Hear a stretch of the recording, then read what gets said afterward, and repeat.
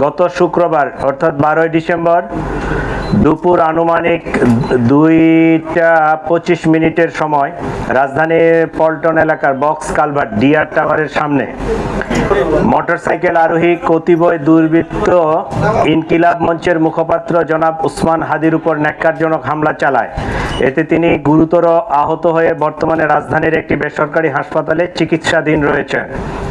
উক্ত ঘটনার পরপরই ঢাকা মেট্রোপলিটন পুলিশ হামলাকারীদের গ্রেফতারের জোর প্রচেষ্টা চালিয়ে যাচ্ছে। ঘটনাস্থলের সিসিটিভি ফুটেজ সংগ্রহ বিশ্লেষণ করে ইতিমধ্যে দুজন সন্দেহভাজন ব্যক্তিকে শনাক্ত করা হয়েছে।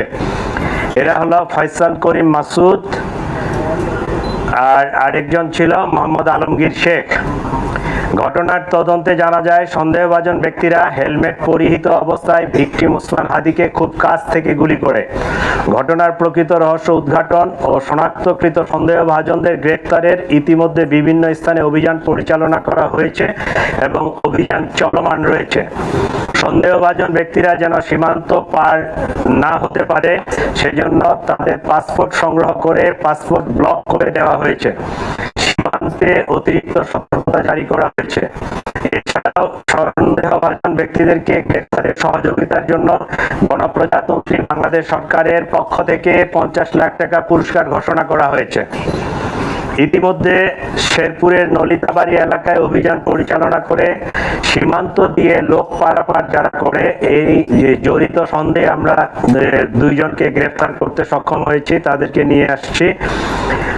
আর র্যাব মোটর সাইকেলের যে মালিক মনে করছে এরকম একজনকে র্যাব আটক করে আমাদের হাতে সোপর্দ করেছে।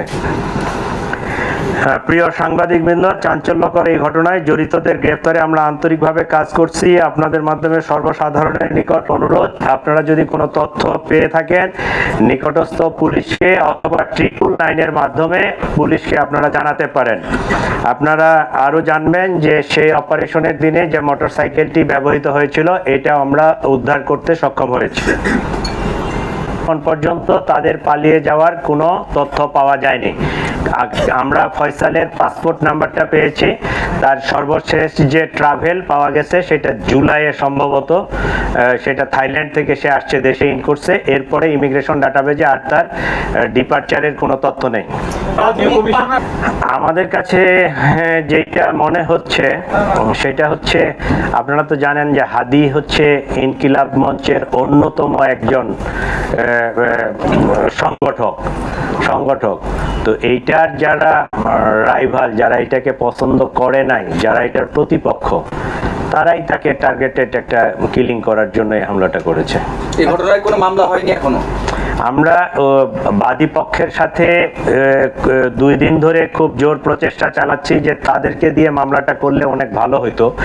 কারণ পুলিশ বাদী না হয়ে তাদের, যেহেতু তার ভাই আছে, তার নিকটাত্মীয় যারা আছে, তাদেরকে দিয়ে তারা ওই আসতে পারতেছে না, আসলে তারা রুগী নিয়ে ব্যস্ত।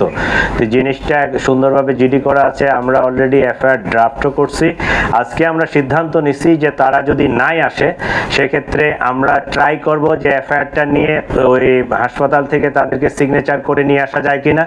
যদি সিগনেচার তারা করে দিল, না হলে আমরা পুলিশ বাদী হয়ে মামলাটা রেকর্ড করে ফেলবো। আমি একজন দায়িত্বশীল কর্মকর্তা বাংলাদেশ গভর্নমেন্টের।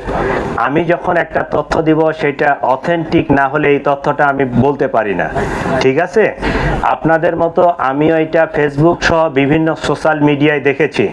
আমরা বিজিবিকে সতর্ক করেছি যে সীমান্ত দিয়ে যেন এরকম পারাপার না হয়ে যেতে পারে। আপনারা জানেন যে ইমিগ্রেশনের বাহিরেও আমাদের যেহেতু ইন্ডিয়ার সাথে স্থল সীমান্ত অনেকগুলো আছে, তো ওই যেতে পারে। তো এইরকম আমাদের কাছে তথ্য আসে নাই। বিজিবি সতর্ক আছে এবং আমাদের সকল ইমিগ্রেশন চেকপোস্টে তার ইয়াটা ব্লক করা আছে, পাসপোর্টটা।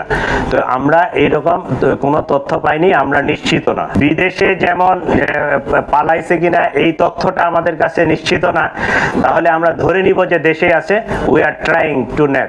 এদেরকে আটক করা হলো আমাদের কাছে যেটুকু তথ্য যে এরা ওই অপথে বলতে ইমিগ্রেশন চ্যানেলের না, ইমিগ্রেশন চ্যানেলের বাহিরে চোরাই পথে মানব পাচার করে থাকে, সীমান্ত পারাপার করে থাকে। তো তাদের কাছে এই ধরনের কোনো তথ্য আছে কিনা আমরা এই কারণে তাদেরকে নিয়ে আসতেছি, তাদের সাথে জিজ্ঞাসাবাদ করে কথাবার্তা বলে আমরা কোনো তথ্য পাইলে এটা পরবর্তীতে আপনাদেরকে জানাবো।